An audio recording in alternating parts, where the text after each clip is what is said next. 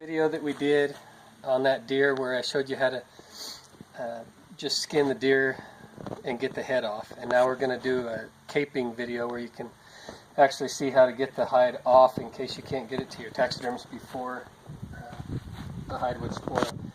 So this bull came in today. He killed it yesterday. It's been in a cooler, and I'm going to finish the dorsal cut and then do a Y incision. I'll show you how to get the hide off around the horns, and then how to cape it off without, hopefully without tearing up the hide and making a bunch of work for your taxidermist. So first thing I need to do is I need to complete this cut. I'll show you something on this hide. This hide, it doesn't look like there's a lot of hide, and that's because the guy cut it short and he didn't realize it. So if we lay this out, here's his leg. And so if you remember from the other video, this hide should have been cut off back here. And this is enough to work with, probably, but the problem is, you can see this cut should go straight up here, and there should be this part of hide in here, and it's missing.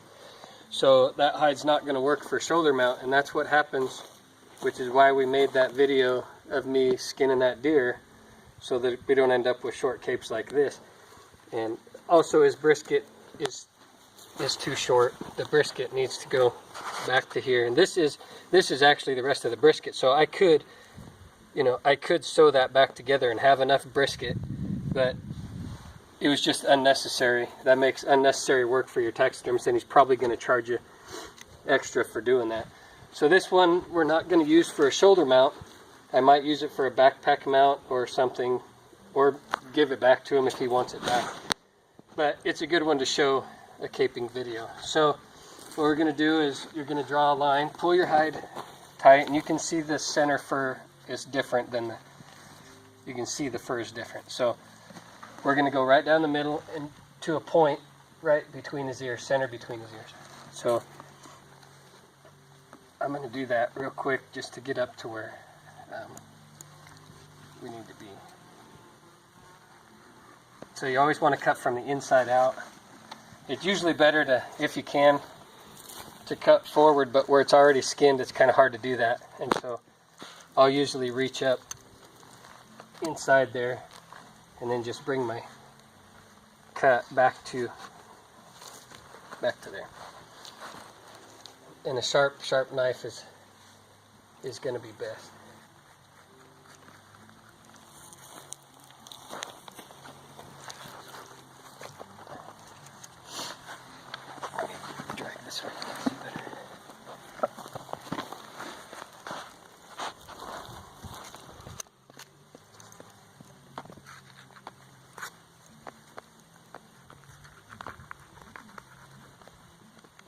So we're going to go to right there, a point kind of between his ears.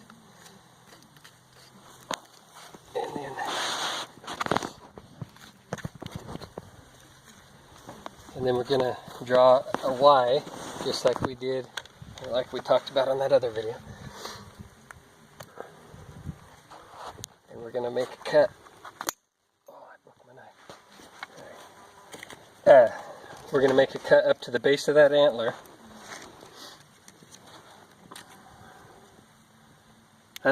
That's another reason why a lot of guys don't like these Havalon knives, or any knife that takes a replaceable blade, because the blades are really flimsy and you can cut yourself, or you just go through a lot of blades. So we're going to cut right up to that antler like that. Can you see it in your sun bad? It's pretty sunny, but Go around the other side and I'll turn it. Because we got to make it to where they can see the video's pointless. Okay, so you can see I've got a cut in there, right to the antler. I'm going to make sure that it is cut. Give me that other knife, please. So, this is the worst part of caping any animal that has horns, is getting the horns off around the horns, or getting the cape off around the horns. So what I'm going to do is I'll score it. I'll put my knife directly underneath the burr, So I don't want to leave any hair on. If I leave hair on that horn, that means I cut hide where I didn't need to. It's not the end of the world, but you don't want to do it. So I'm just scoring with my knife. I'm kind of cutting. And that's just going to cut that hide loose. And I'll work my way around this horn doing that. Okay, so once I've done that, I'll come back in here and find my cut. Right here. And I'm going to start skinning that back.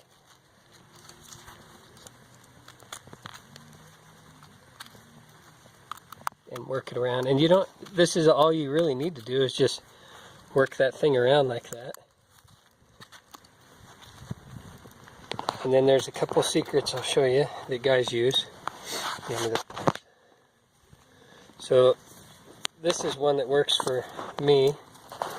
I got these, they're upholstery pliers, but I can grab that and you can see I can just kind of separate it. Just separate that skin from the skull right there. And that works good. So I'm going to come back and make the cut over to this one now.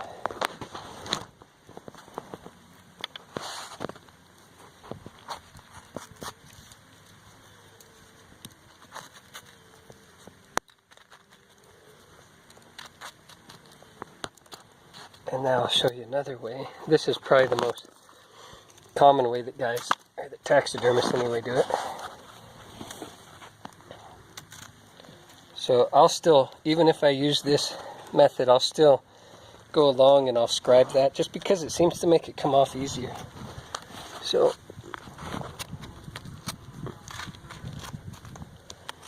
I'll usually start it. I'll need that hammer also. I usually start it like that, and you take a screwdriver, just a flat tip screwdriver, and you put it underneath the hide, right under the burr, and you can either just work it like this, or sometimes you'll take your hammer and kind of drive it like a chisel and work that and work it around. And it's still, no matter what you do, it's still going to be kind of a pain in the butt. It just is. It's really attached to their skull pretty good. But once you get it started, you can just work that. So hard-headed. You can just work that skin off. And like I said before, there's really not a lot you can do to mess this up. As long as all of the fur is there that's supposed to be there, the hair, like here's a cut, that's no big deal at all. There's always going to be some repairs that need done that the taxidermist is going to have to do. But like that short cape, there's some things I can do. I can use donor hide to fix it, but it's just more work that needs to be done. And if a guy just, watch some tutorial videos or whatever so that you know what you're doing when you do get your animal down, it's going to make everything easier. Your mount's going to be better, cheaper. This guy's going to have a donor cape. It's going to cost him money. If he still decides to do a shoulder mount. We haven't decided that yet. So it could be the difference between having your bull mounted or not having your bull mounted, or costing $800 or costing $1,000 or more. All right.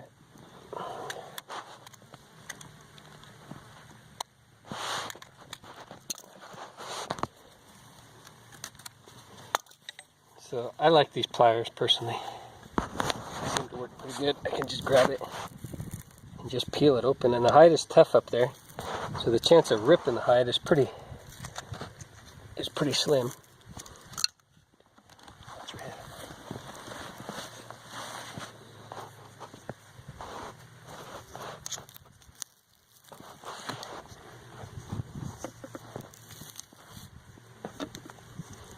I like these pliers better than the screwdriver. I sometimes end up driving that screwdriver through the hide and make it whole, and I just seem to have less trouble with these pliers. And probably any pliers would work. Those are nice because they got that little hammer head that I can kind of use for leverage and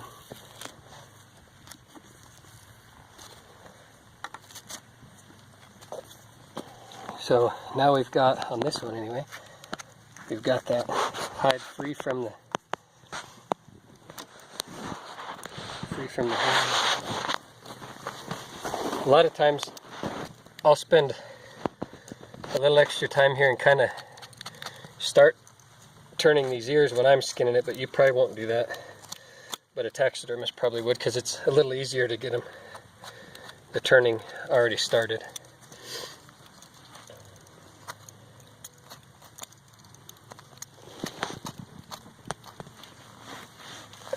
Get this other side to the same point so we can start really making progress on it.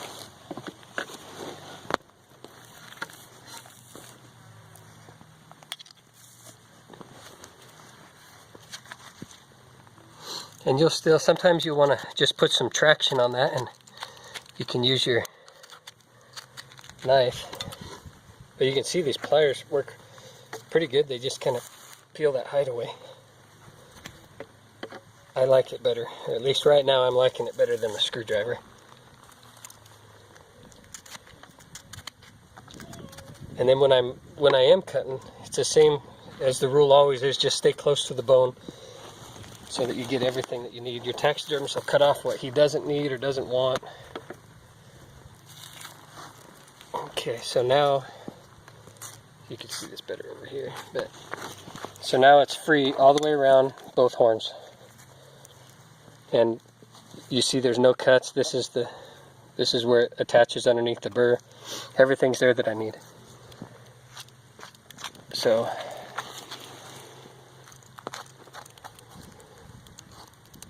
now it's just skinning, more skinning.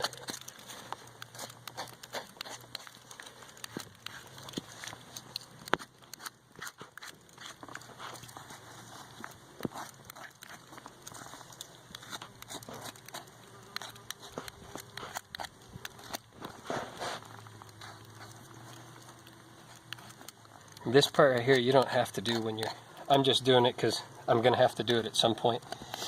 And it's, right now while this ear butt's connected to the skull, I'm able to really pull on this and get some traction, which helps to separate the skin from all that. So once you get this ear butt exposed, you're going to stay pretty close to the skull. I can't really feel the skull because of the meat, but I'm just going to cut as close to the skull as I can. And just stay in there until you start to see the ear opening. There's the ear canal.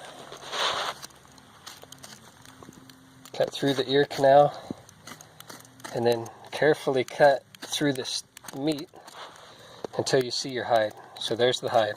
Now the ear is free, and because I'm going to do it anyway, I'll kind of trim this up a little bit so that I'm already started turning my ear inside out, which has to be done to salt it anyway. So there's that.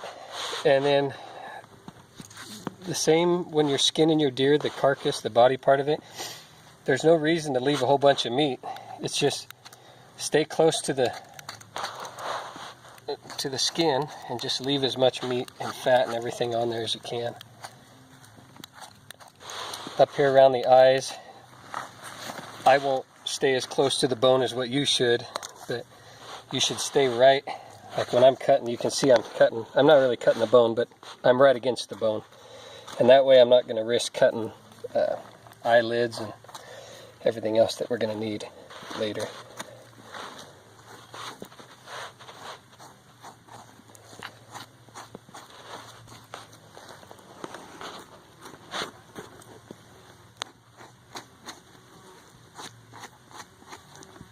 I need to get this other side cut up.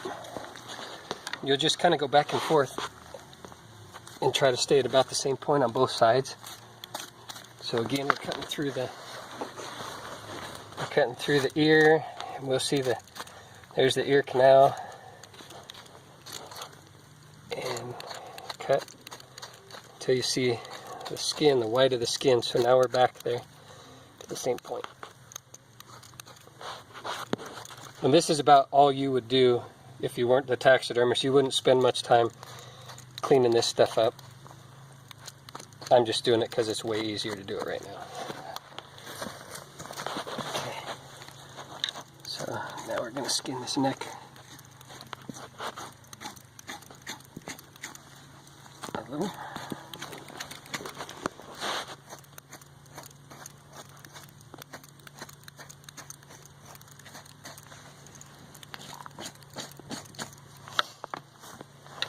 And you'll have to rock this head all kinds of different ways to get the best angle to work on it.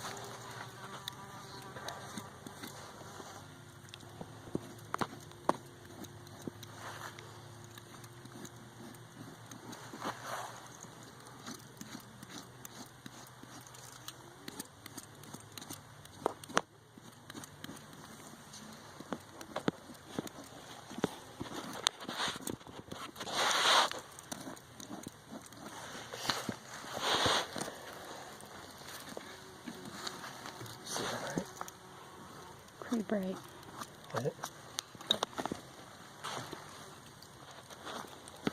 Okay, so we're going to work the skin. This is the jawbone right here, so I'm working along his jawbone. And then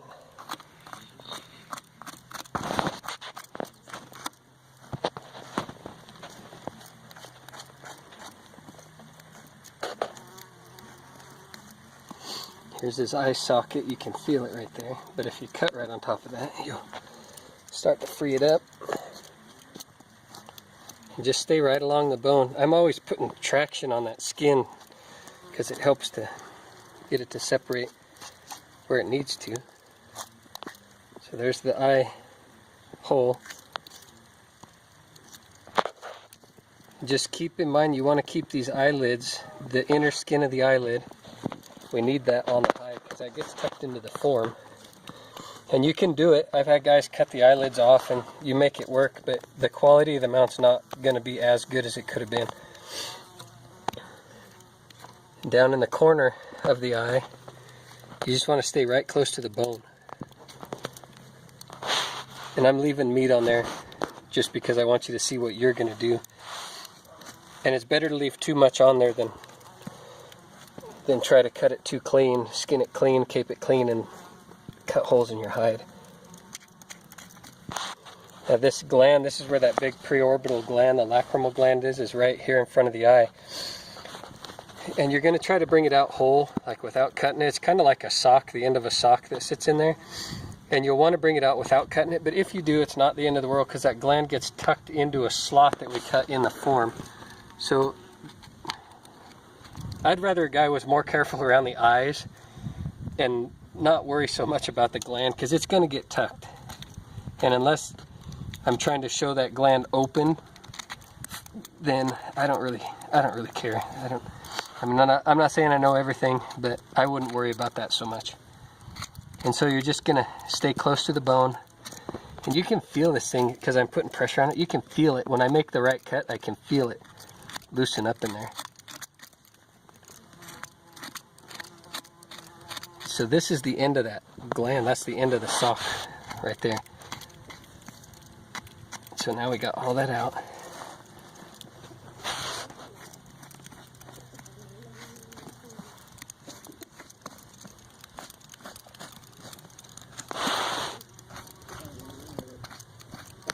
And that's probably the part that most guys are most scared about, caping their own animal, is doing around the eyes. But it doesn't have to be a big scary thing so that you don't want to do it.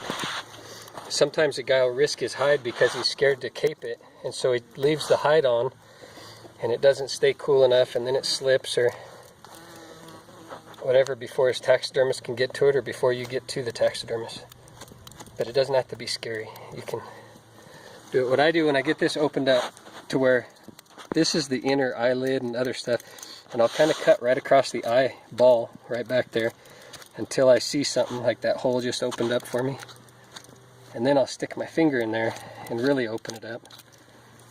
But you want to stay as close to the bone as you can because we need all this inner eyelid. We need all this to tuck.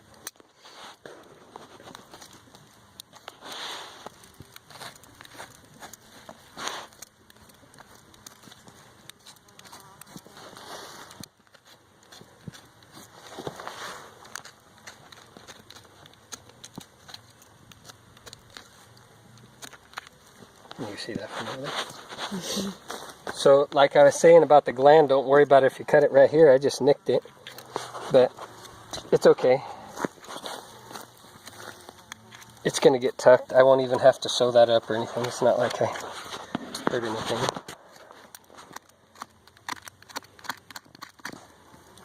I'm sure there's some mount or a competition mount or something where that's super important, but for 99% of commercial taxidermy, that's going to get tucked in a gland that's going to be closed for the most part, and you're never going to see it. So don't think you ruined your cape because you did that. When you're caping your face, if you're going to make a bad cut somewhere, the face is not a great place to do it because it's hard to, you know, the fur is short. On this elk it's not bad, but on a deer it's horrible, and especially like a short haired cape. So you don't want to cut the face if you're going to mess up somewhere.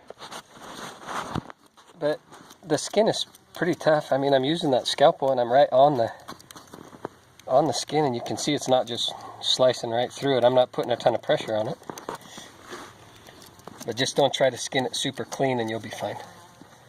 Stay against the bone even more than I am. If I was telling someone, you see when you stay against the bone, you see how much meat and stuff gets left on that?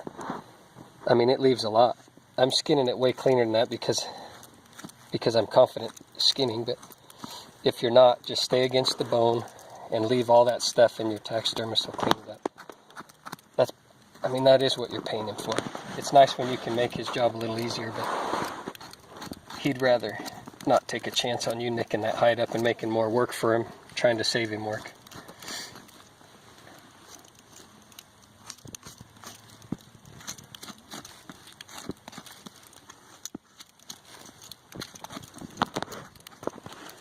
Okay, so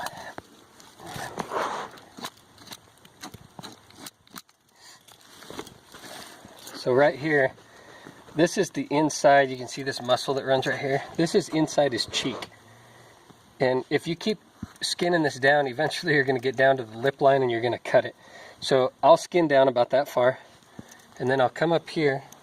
I'll kind of pull out on this. This is the inside of his mouth. And I'll pull out on that, and I'll cut where I can feel and where I know his teeth are. His teeth are back here. I can feel them. So I'll make a cut right along that. And then you'll see there's his teeth. So now I'm going to cut right along his gum line, basically where the inside of his mouth and his gums start. And I'll cut along there. This is the inside of his mouth. We don't use that for the mount necessarily, but you'll want to leave that on there and let your taxidermist decide where he wants to cut it off. It's just better to leave too much and let him decide. Okay, so I'm going to turn this around and get caught up on the other side.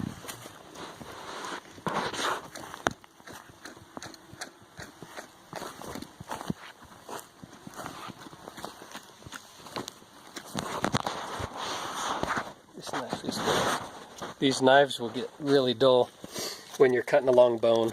Usually I'll switch to a regular fixed blade knife, but I guess I'm not going to this time. So it's just skinning.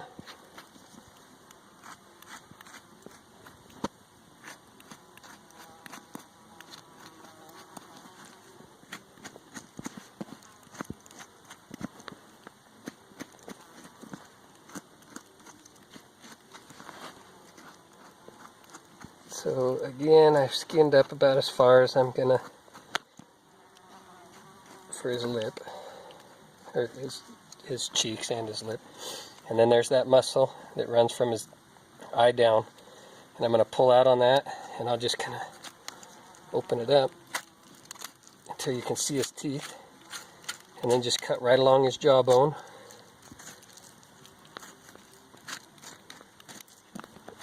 Like that, until the whole side of his face is opened up. And then on the top of his nose, we just keep skinning it back. This is still bone. It's going to turn to cartilage in a little bit. And down here, we're just cutting right along his lip line. Okay, so turn this upside down and get caught up on the bottom of it. Skin thinner on the chin. Yeah, under his throat, it's really thin. You got to be careful. If I were just to start going like this, I could, and it happens quite a bit, but you end up cutting a cut under his chin. It's not the end of the world, but you just don't want to do it. So now that I'm cut up, I'm going to fold this skin back over his face like normal. And I'll open his mouth. You see it? And right where this palate ends, this is his upper palate because they don't have teeth, I'm going to make a cut. So I'm leaving all this inside of the lip because this is going to get tucked in the form. I'm going to cut it back when I mount this. I'm going to cut it back to maybe 3/8 of an inch and tuck that in. That's all I need to hold it. But this is going to make it easier to show you if I cut it like this. So I'll cut that free. I'll do the same down here, right on this gum line.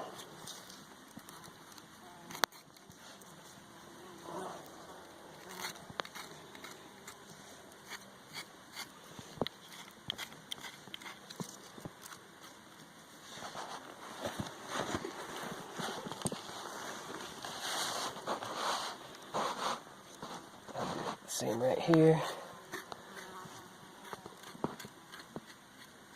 This is where you'll cut a hole in the chin if you're not careful.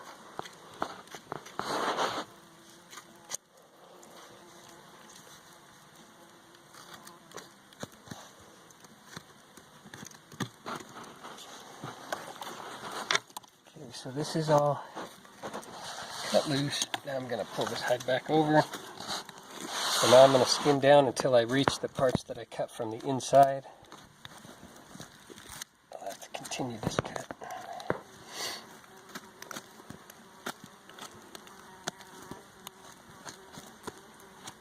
You don't need to skin out very far on his nose, but you can see here's, I'm into cartilage now, right here, so I don't need to cut any further. I can cut kind of straight down and you'll hit these bones that go along his nose. Just cut down to it. Put it up on this side. Do the same thing. So now his top hide is free. And then we'll just cut along the jawbone.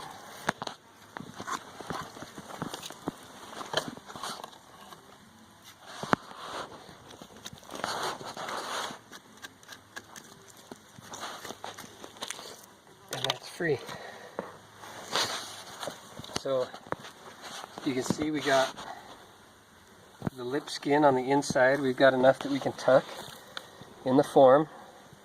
We left all this. This is called papillae, and we're going to leave that, but I'm going to trim it off when I flesh the hide. But I've got upper lip skin on the nose. I've got all the inside nose skin that I need there. If we go to the eyelids, you see that we've got all the eyelid skin and the inside, which we need. We got our glands, and then we got all the ear that we need. So